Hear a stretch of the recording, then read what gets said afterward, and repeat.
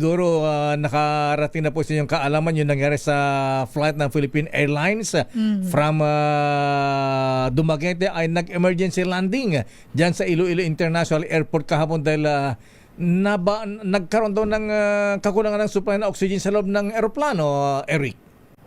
Well, ang official report po sa amin ay nagkaroon ng pressurization issue, no? Yung flight ng PAL Express GAP 2544 na nag-operate from Dumaguete to Manila.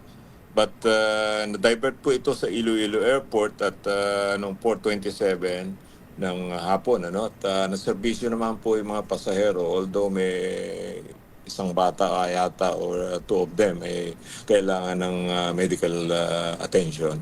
Wow.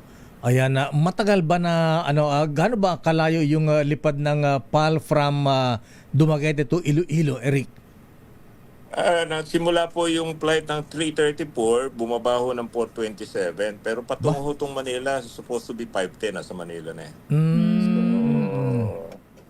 Less than an hour naman po yung ang nangyari po kasi ay nireport sa amin sa Iloilo Airport at immediately yung activated yung ating mga tao roon at nabigyan po naman ng pansin yung pangailangan ng ating mga pasahero.